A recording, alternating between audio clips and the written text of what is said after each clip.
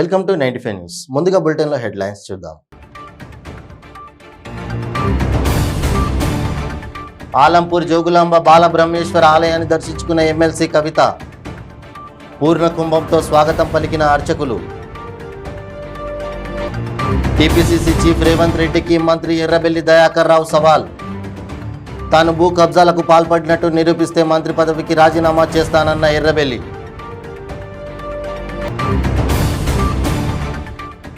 మాజీ MLA Pathapati Sarraju కన్నుమూత.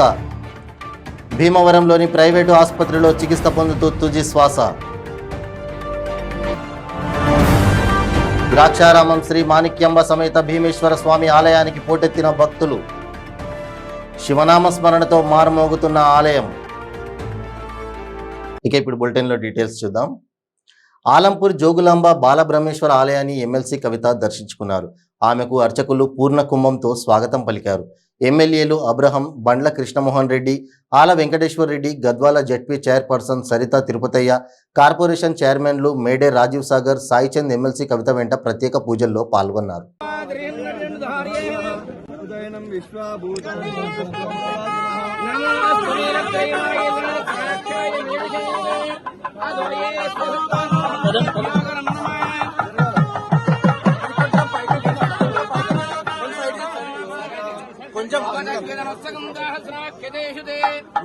Black అయితే కొంచెం సైడ్ వ్యావహారిక చాంద్రమానేన శుభకృత్నామ సంవత్సరే ఉత్తరాయణే శిశిరఋతో మాఘమాసే కృష్ణపక్షే త్రయోదశ్యాం శని త్రయోదశ్యాం మాస శివరాత్రి. టీపీసీసీ చీఫ్ రేవంత్ రెడ్డికి మంత్రి ఎర్రబెల్లి దయాకర్ రావు సవాల్ విసిరారు. తాను భూ కబ్జాలకు పాల్పడినట్టు నిరూపిస్తే మంత్రి పదవికి రాజీనామా చేస్తానని సవాల్ విసిరారు. దీనికి తోడు నాకు చదువు రాదు అంటున్నాడు. అవును, నేను ఇంటర్మీడియట్ చదివినా, అదే చాలాసార్లు చెప్పాను అంటూ మంత్రి ఎర్రబెల్లి దయాకర్ రావు పేర్కొన్నారు. భూ కబ్జాల విషయంలో రేవంత్ రెడ్డిపై తీవ్ర స్థాయిలో మండిపడ్డారు. తన తండ్రి 1600 ఎకరాలు సంపాదించారని, ఇప్పుడు 100 ఎకరాలే మిగిలిందని అన్నారు. నీది బ్లాక్మెయిల్ చేసే చరిత్ర అని అన్నారు.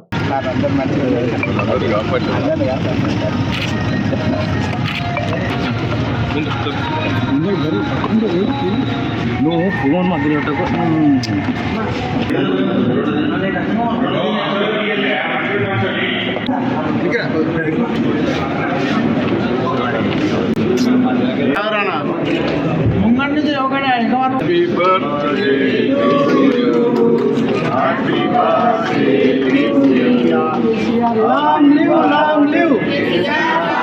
Long live, long live. KCR, long live. Long live, long live. KCR, long live. Long live, long live. KCR, long live. Long live. KCR. Long live. KCR. Long live. KCR. KCR. Long live. KCR. Long live. KCR. Long live. Long live. KCR. Long live, long live. KCR, long live. Long live, long live. KCR, long live.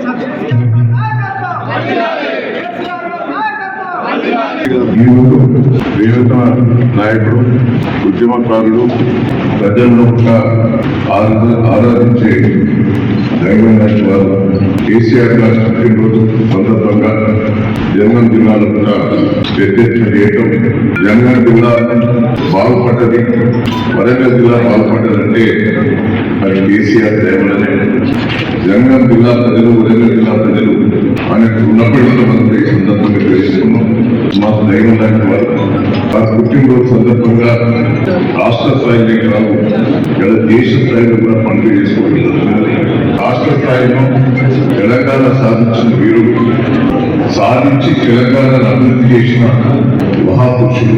ఎందుకంటే తెలంగాణ రాష్ట్రంలో జనగాం జిల్లా ఎక్కువే, వరంగల్ జిల్లా ఎక్కువలేదని కూడా మనం ఒకసారి గుర్తు చేసుకోవాలి.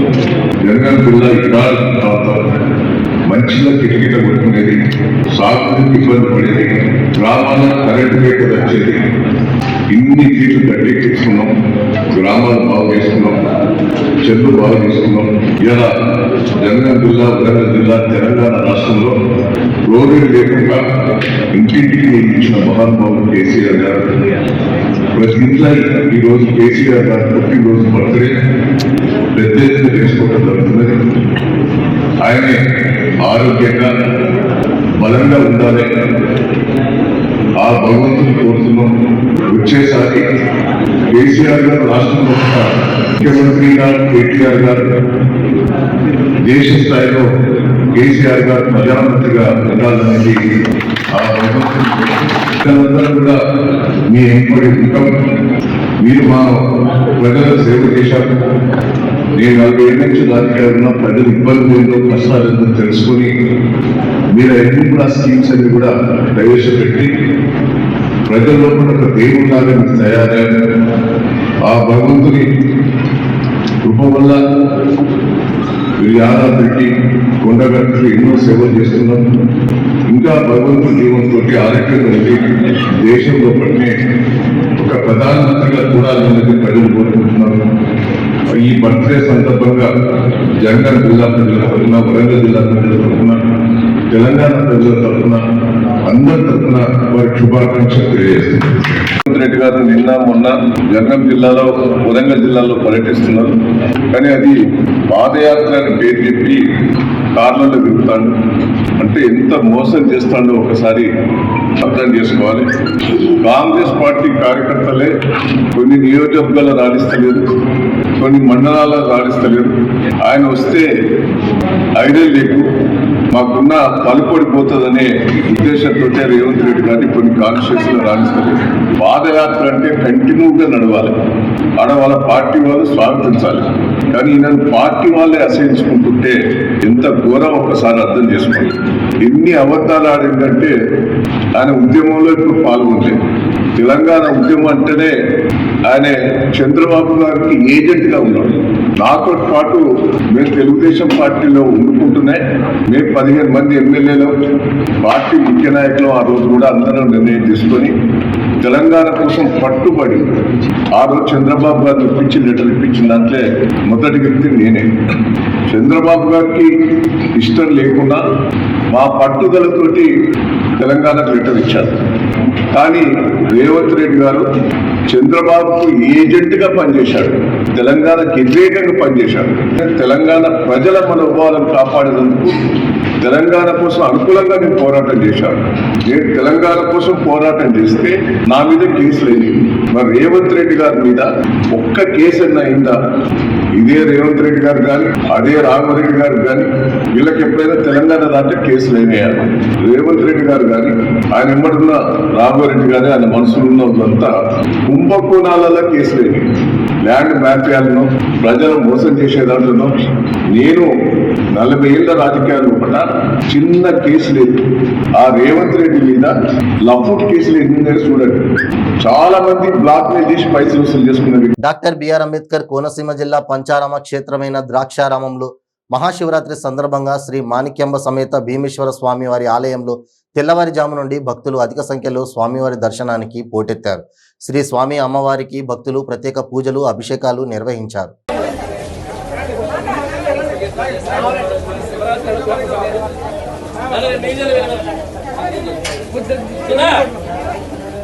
మహాశివరాత్రి పర్వదిన సందర్భంగా చిలకలూరిపేట మండలం బొప్పుడి గ్రామానికి చెందిన ప్రభ వెలుతుండగా పూతవరం, మద్దిరాల గ్రామాల మధ్యలో రహదారిపై ఒక్కసారిగా విరిగిపడింది.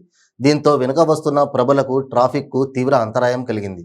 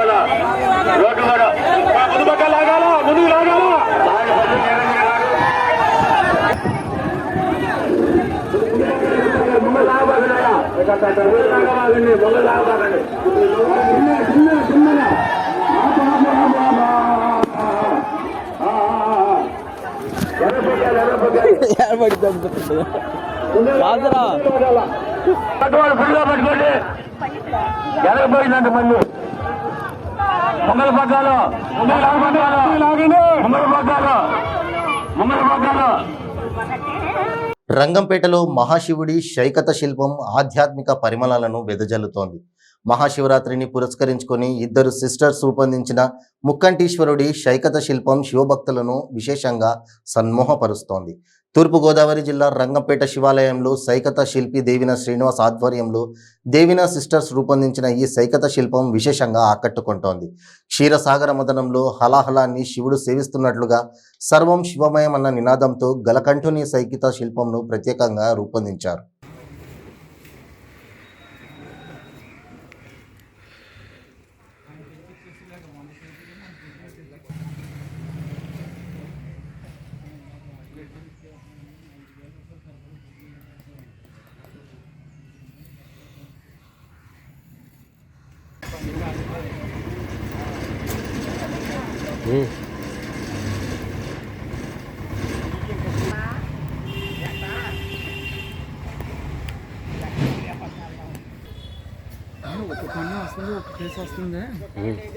ఇప్పుడు ఒక short break. Cancer cancer cancer cancer కి మందు దొరికింది. రోహిణి రసాయన లేహ్యం. ఖరీదైన ట్రీట్మెంట్లకి డబ్బు టైం వేస్ట్ చేయాల్సిన అవసరం లేదు. 24 రకాల క్యాన్సర్లలో మీది ఏ రకమైన 1, 2, 3, 4 స్టేజ్లలో ఏ స్టేజ్ లో ఉన్నా వాడండి రోహిణి రసాయన లేహ్యం. 9 రోజుల్లో ఫలితాలు ప్రారంభం. 30 రోజుల్లో క్యాన్సర్ దూరం చేసేందుకు తోడ్పడుతుంది. రోహిణి రసాయన లేహ్యం ప్రభుత్వ ఆయుష్ సంస్థచే ఆమోదింపబడిన 100% మూలికా లేహ్యం రోహిణి రసాయన లేహ్యం. ఇప్పుడే ఆర్డర్ చేయండి. క్యాన్సర్ నుండి సంపూర్ణ ఆరోగ్యవంతులుగా జీవించండి. రోహిణి రసాయన్ 100% ఆయుర్వేదం, GMP సర్టిఫైడ్. ప్రతిరోజు 1000 రూపాయలు సంపాదించే అవకాశం ఇప్పుడు మీకోసం. మహిళలకు, నిరుద్యోగ యువతులకు ఆర్థికంగా ఎదగాలని కష్టపడే తత్వం గల వారికి ఉపాధి అవకాశం. ప్రతిరోజు 1000 నుంచి 2000 సంపాదించుకునే అవకాశం పొందండి. మీరు కూడా ఆర్థికంగా ఎదగండి. అదెలాగో అనుకుంటున్నారా? రోటీ రైడర్ 10 నుంచి 20 సెకండ్లలో రోటీని తయారు చేసేస్తుంది. అంటే గంటకి 120 రోటీలు తయారవుతాయి. అదెలాగో ఈ వీడియోలో ఒక్కసారి చూద్దాం.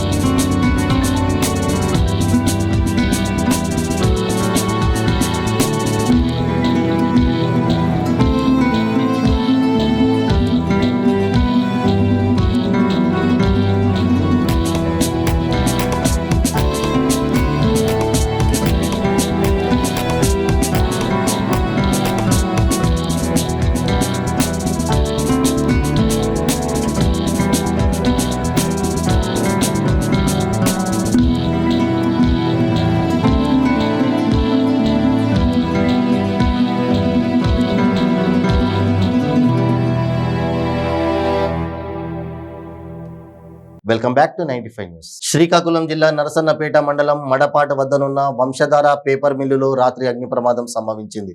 రాత్రి 8 గంటల సమయంలో ఈ ఘటన చోటు చేసుకుంది. వెంటనే భద్రతా అధికారి ఆర్ శ్రీనివాసరావు అగ్నిమాపక కేంద్రాలకు సమాచారం అందించారు.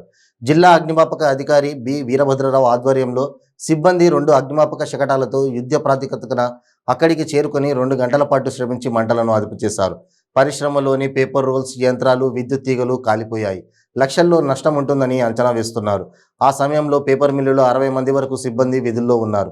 ప్రాణ నష్టం ఏమీ లేదని, నష్టం అంచనాలు తేలాల్సి ఉందని పరిశ్రమ జేఎండి రాజేందర్ తెలిపారు.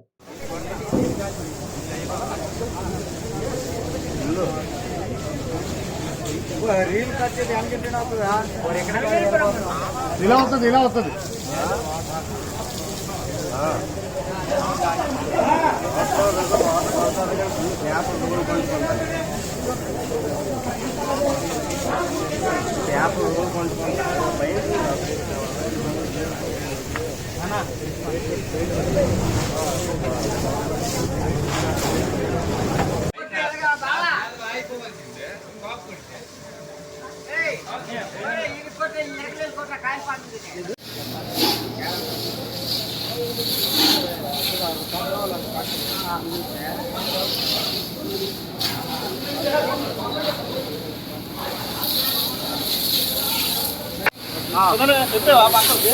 చెప్పండి శ్రీకాకుళం నుంచి వస్తాం. గోడవరం చెప్పేవాళ్ళు గోడవరం అంతే దూరం వస్తారు.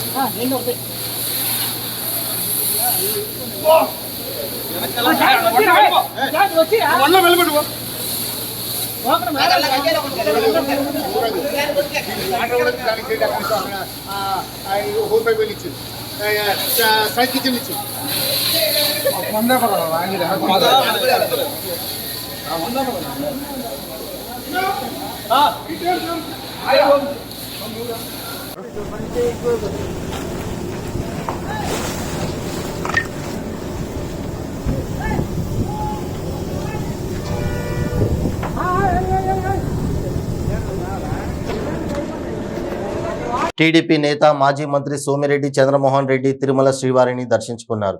ఈ సందర్భంగా సోమిరెడ్డికి అర్చకులు స్వామివారి తీర్థ ప్రసాదాలు అందజేశారు. అనంతరం ఆలయం వెలుపల మాజీ మంత్రి మీడియాతో మాట్లాడుతూ పేద గిరిజన కుటుంబాలను కాపాడాలని శ్రీవారిని వేడుకున్నట్లు తెలిపారు. ప్రభుత్వం మంచి పరిపాలన అందించాలని శ్రీవారిని ప్రార్థించానన్నారు. రాష్ట్రంలో ఎన్నో పాదయాత్రలు జరిగినా లోకేష్ పాదయాత్రలో ఉన్నని ఆంక్షలు ఎప్పుడూ చూడలేదని అన్నారు. జీవో నంబర్ 1 పేరుతో పాదయాత్రకు పోలీసులతో అడ్డంకులు సృష్టిస్తున్నారని సోమిరెడ్డి చంద్రమోహన్ రెడ్డి ఆగ్రహం వ్యక్తం చేశారు.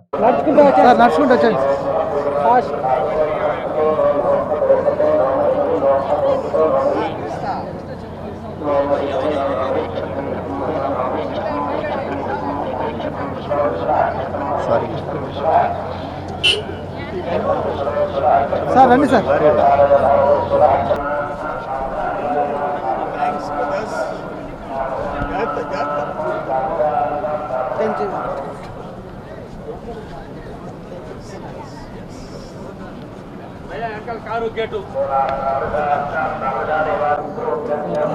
ఏడుకొండల వెంకటేశ్వర స్వామిని నేను ఒకటే కోరుకున్నా. నెంబర్ 1, ఈ రాష్ట్రంలో అతి పేదరికంలో ఉండే గిరిజన కుటుంబాలని కాపాడాలా, ఆశీర్వదించమని కోరుకున్నా. నెంబర్ 2, ఈ ప్రభుత్వానికి మిగిలిన్న, ఈ జగన్మోహన్ రెడ్డి ప్రభుత్వానికి మిగిలిన్న సమయంలో ఆయనకి మంచి పరిపాలన అందించేటట్టు వెంకటేశ్వర స్వామిని ఒక కన్నేసి పెట్టండి, ఇప్పటికే రాష్ట్రం దెబ్బతినిపోయింది అని చెప్పేసి అది ఒక్కటి కోరుకున్నా. ఏదేమైనా ఏడుకొండల వెంకటేశ్వర స్వామి ఈరోజు ప్రపంచంలో వాటికన్ సిటీని దాటిపోయిన భక్తులు రావటం, వాళ్ళందరినీ ఆ స్వామి ఆశీర్వదించటం గొప్ప విషయం. ఆయన సన్నిధిలో దర్శనం చేసుకునే మహద్భాగ్యం మాకు కలిగింది. ఫైనల్గా నేను మళ్ళీ ఇంకోసారి అడుగుతుంటా, గిరిజన కుటుంబాలు వాళ్ళ బిడ్డలు వాళ్ళని చూస్తే మనసు తరుక్కుపోతుంది. మేము చంద్రబాబు నాయుడు గారిని కూడా గవర్నమెంట్ వస్తే ఇంకొక అనాది ఆపరేషన్ కూడా ప్రారంభించాలని అడిగాము. ఆయన కూడా అనౌన్స్ చేశాడు. వాళ్ళని పేదరికంలో నుంచి, ఆ బిడ్డలు ఆకలి మంటల్లో లేకుండా కాపాడమని వెంకటేశ్వర స్వామిని అది ఒక్కటే కోరుకున్నాను. అంటే రాజకీయం మాడడం నాకు ఇష్టం లేదు, కానీ లోకేష్ బాబు ఇప్పటికి ఎంతమంది పాదయాత్రలు చేశారు? రాజశేఖర రెడ్డి గారు చేశారు, చంద్రబాబు నాయుడు గారు చేశారు, షర్మిలమ్మ చేసింది, జగన్మోహన్ రెడ్డి చేశాడు. ఇటువంటి నియంత్రణలు ఎప్పుడూ లేవు, ఇన్ని రిస్ట్రిక్షన్స్ ఎప్పుడూ లేవు. అపోజిషన్ వాళ్ళని చూసి భయపడి పోలీసుల్లోని పెట్టేసేసి అడ్డంకులు సృష్టించడం అనేది ఫస్ట్ టైం దేశంలో. అప్పుడెప్పుడో చంద్రశేఖర్ గారు, జనతా పార్టీ ప్రెసిడెంట్, ఆయన కన్యాకుమారి నుంచి ఢిల్లీ దాకా, మొన్న రాహుల్ గాంధీ గారు కన్యాకుమారి నుంచి కాశ్మీర్ దాకా ఎవరు అడ్డంకులు కలిగించలే. ఇది ఫస్ట్ టైం చూస్తున్నాం. జీవో నంబర్ 1 తెచ్చేసి అది కూడా ఆ దేవుడే చూసుకుంటాడు వాళ్ళ సంగతి. మా రోజా గారి గురించి మాట్లాడమంటే, వెంకటేశ్వర స్వామి సన్నిధిలో నన్ను ఆమె గురించి మాట్లాడమంటే నేనేం మాట్లాడేది? Okay, thanks. స్థానికేతరుడిని అని నన్ను అంటున్నారే. గూడూరు పట్టణంలో పుట్టి పెరిగి స్థానికులై ఉండి గత టీడీపీ ప్రభుత్వంలో ఎమ్మెల్యేగా ఉండి పట్టణంలో ఏమీ అభివృద్ధి చేశారో చెప్పాలని టీడీపీ నాయకులను గూడూరు ఎమ్మెల్యే వరప్రసాద్ ప్రశ్నించారు. గూడూరు పట్టణంలో ఎమ్మెల్యే తన నివాసంలో విలేకరుల సమావేశం నిర్వహించారు. ఎమ్మెల్యే మాట్లాడుతూ గూడూరు నియోజకవర్గంలో వైసీపీ ప్రభుత్వం వచ్చిన తర్వాత ఎన్నో అభివృద్ధి పనులు జరిగాయని, గతంలో కూరగాయల మార్కెట్, రైతు బజార్, రాజా వీధి road, tower clock, harbour health centre అధ్వానంగా ఉన్నాయని తెలిపారు. ఇంత విశ్వసనీయత కూడిన రాజకీయం అని చేయకపోతే నేను 129 చేశాను, 129లో 125 అమలు చేశానని చెప్పగలిగే ధైర్యం ఉంటే అలా చేసుకో తప్ప ఈ విధంగా కేవలం జగన్మోహన్ రెడ్డి గారిని ఓడించాలని చెప్పి రాజకీయం చేసుకోవద్దని చెప్పి తెలియజేస్తూ మరొక్కసారి మా నాయకులందరికీ ప్రజలకు చేతులు జోడించి కోరుతున్నా. ఎందుకంటే మన జగన్మోహన్ రెడ్డి గారిని కాపాడుకోవాల్సిన బాధ్యత పేద ప్రజల మీద ఉంది. ఎందుకంటే వారు కనుక వస్తే ద్వేషపరుడు, కక్షతో కూడిన రాజకీయం చేస్తారు చంద్రబాబు. ఉదాహరణకు తెలియజేస్తున్నా, పసుపు కుంకుమ అని, ఆ పసుపు కుంకుమ కూడా ఎవరికి పడ్డదో ఎవరికి వేసారో కూడా తెలియదు. ఆ పసుపు కుంకుమ అనేది కూడా అక్క చెల్లెళ్ళు కూడా వాళ్ళు దిగిపోయేటప్పుడు గుర్తొచ్చారు. ఈ అక్క చెల్లెళ్ళకి పసుపు కుంకుమ ఇవ్వాలనేది లాస్ట్ ఇయర్లో గుర్తొచ్చేది. ఇవన్నీ కూడా ప్రజలు గమనిస్తున్నారు. ఇప్పుడు ప్రతి ఒక్కరు కూడా జగన్మోహన్ రెడ్డి గారిని ఒక సీఎంగా కాదు, వాళ్ళ ఇంట్లో సభ్యుడిగా చూస్తున్నారు. ఎవరైనా ఒక ఫ్యామిలీలో ఒక మెంబర్ని బయటోడు వచ్చి తిడితే ఆ ఫ్యామిలీ ఒప్పుకోదు. ఇప్పుడు ప్రజలందరూ కూడా మా ఫ్యామిలీలో వ్యక్తి జగన్మోహన్ రెడ్డి అనుకుంటున్నారు. కాబట్టి ఈ వై నాట్ 175 అనేది కూడా మేము కూడా అంటున్నాం. వై నాట్ 175 సంక్షేమ పథకాలన్నీ సక్రమంగా జరుపుతూ ఉన్నారు. ప్రజల కష్ట సుఖాలు పాదయాత్రలో తెలుసుకొని దాని ప్రకారం మేనిఫెస్టో చేయటం, మేనిఫెస్టోలో పెట్టిన ప్రతి ఒక్కటి అమలు చేయటం జరుగుతూ ఉంది. కాబట్టి తప్పకుండా జగన్మోహన్ రెడ్డి గారు వస్తారు. ఈ భయానికి ఈ పదాలు రిథమింగ్ బాగా కుదురుతుందని సైకో పోవాలి, సైకిల్ రావాలి అంటే అది ఆ వాక్యం బాగుందని పెట్టటము ఏదో మరి సైకో అసలు. వాళ్ళని కూరగాయల మార్కెట్ లేదని తెలుసు కదా మీకు, అది ఎంత అవమానకరం. గూడూరు విద్యా సంస్థలు ఉన్నది, పెద్ద హాస్పిటల్స్ ఉన్నది, అన్ని విధాలు కూడా ముందు అంజ వేసింది. ఇంతవరకు కూరగాయల మార్కెట్ లేదు అంటే అది సిగ్గుచేటు కదయ్యా. ఓ తెలుగుదేశం సోదరులారా, మీకు నాయకులారా, ఏం చేశారు మీరు? అలాగే రైతు బజారు దాదాపు అలా ఉండిపోయిందన్నది కూడా మీకు తెలుసు 25 సంవత్సరాల నుంచి. అలాగే రాజా వీధి ఒక కీలకమైన రోడ్డు కదా, వ్యాపారం అంతా కూడా అక్కడే జరుగుతుంది కదా. ఆ వ్యాపారం ఉన్న దాన్ని మీరు ఏ రోజన్నా శుభ్రం చేద్దాము, ఒక డ్రైనేజ్ కడదాము, ఒక రోడ్డు వేయిద్దాము, ఆక్రమింపులు తీద్దామని ఏ రోజన్నా మీరు ఆలోచించారా? అలాగే దాని తర్వాత మన టీటీడీ కళ్యాణ మండపం ఉంది.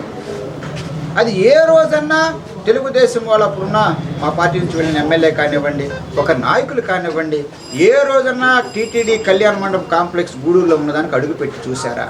మేము వచ్చిన తర్వాత జ్యోతిబా సావిత్రి తల్లికి స్టాట్యూస్ పెట్టడం, విగ్రహాలు పెట్టడం, అలాగే జగజ్జీవన్ రామ్ గారు పెట్టడము, మదర్ తెరిసా పెట్టడము, మైనారిటీస్ కూడా అబుల్ కలాం ఆజాద్ గారు కూడా పెట్టడం జరిగింది.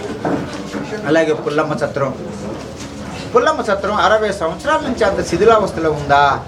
ఆ తెలుగుదేశం వాళ్ళని అడుగుతున్నా, ఏమయ్యా నన్ను బయటవాడని చెప్పారే, మీకు వేరేం దొరకలేదు, ఆల్ రైట్ బయటవాడినే, కానీ సేవ చేయడానికి బయట లోపల కాదయ్యా. నువ్వు ఇక్కడే పుట్టావు, ఇక్కడే పెరిగారు మీరు తెలుగుదేశం సోదరులతో మన గూడూరు వాళ్ళు. ఏ రోజున పుల్లమ్మ సత్రంలో ఏం జరుగుతుందో, ఎలా ఉందో ఏ రోజున అడుగు పెట్టి ఉంటే నీ ఇంటి వెనకాల కనుక మీ బ్యాక్ యార్డ్లో కనుక అంత అసభ్యకరమైనది లేదా అశుభ్రంగా ఉన్నది కనుక చూసి మీరు ఊరుకుని ఉంటారా? బీజేపీ రాష్ట్ర అధ్యక్షుడు సోము వీర్రాజుపై భూ కబ్జా ఆరోపణలు చేయడం బాధాకరమని బీజేపీ ఎమ్మెల్సీ మాధవ్ అన్నారు. సోము వీర్రాజుపై చేసిన ఆరోపణలను ఖండిస్తున్నామని అన్నారు. కన్నా లక్ష్మీనారాయణ రాజీనామా దురదృష్టమని అన్నారు. ఎంతో మంది మాజీ సీఎంలు, ముఖ్య నాయకులు పార్టీని వీడి వెళ్లిపోయారని, కన్నా వెళ్లినా పార్టీకి ఎటువంటి నష్టం లేదని అన్నారు. కన్నా వ్యాఖ్యలు ఆయన వ్యక్తిగతమైనవిగా భావిస్తున్నామని అన్నారు. పార్టీలో అందరం కలిసే నిర్ణయాలు తీసుకుంటారని, అధ్యక్షుడు ఏకపక్షంగా నిర్ణయాలు తీసుకోలేరని స్పష్టం చేశారు.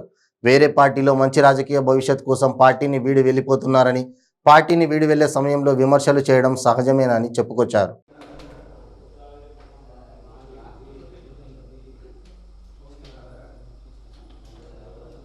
పాఠశాల సంబంధించిన విద్యార్థుల యొక్క హాస్టల్లో బాత్రూమ్స్ లేక వాళ్ళు ఆరు బయట కరెంట్ ఆపి స్నానం చేస్తున్న వార్త రావడం ఏదైతుందో చాలా దురదృష్టకరమైన పరిస్థితి.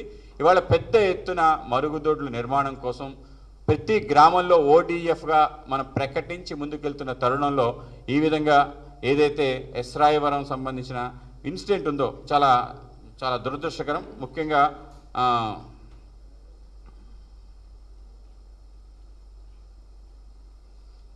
లింగరాజుపాలెం, అనకాపల్లి జిల్లా ఎస్రాయవరం లింగరాజుపాలెంలో ఉండే కేజీబీవి సంబంధించిన పాఠశాలల అంటే ఏదైతే హాస్టల్ ఉంటుందో హాస్టల్లో ఇటువంటి పరిస్థితి ఏర్పడింది.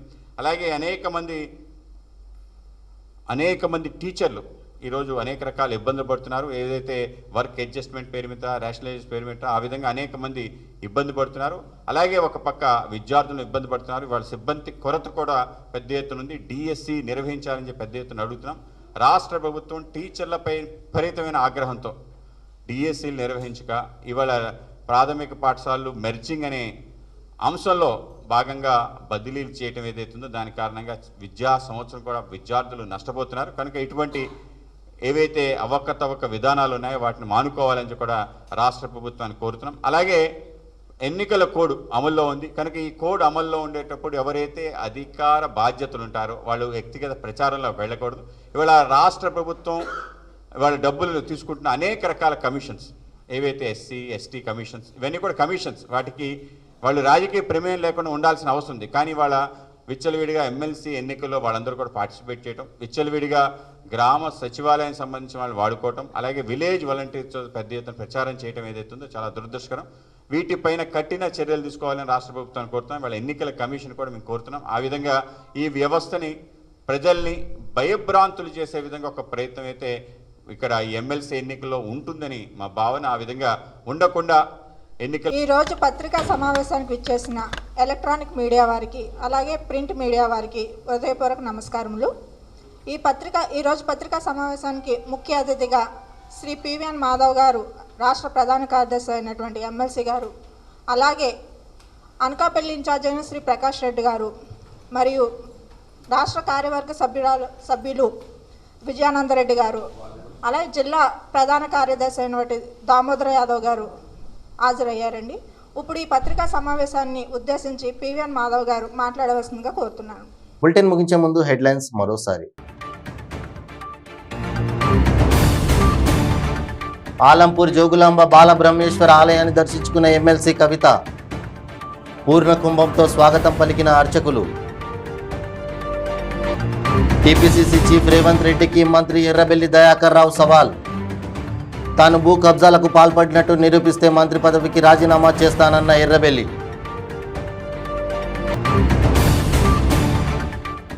మాజీ ఎమ్మెల్యే పాతపాటి సర్రాజు కన్నుమూత. భీమవరంలోని ప్రైవేటు ఆసుపత్రిలో చికిత్స పొందుతూ తుది శ్వాస. ద్రాక్షారామం శ్రీ మాణిక్యంబ సమేత భీమేశ్వర స్వామి ఆలయానికి పోటెత్తిన భక్తులు. శివనామ స్మరణతో మారుమోగుతున్న ఆలయం. ఇవి బులెటిన్ అప్డేట్స్. మరిన్ని అప్డేట్స్ కోసం చూస్తూనే ఉండండి నైట్ ఫైవ్ న్యూస్. ప్రతి క్షణం ప్రజాక్షేమం కోసం. నమస్తే.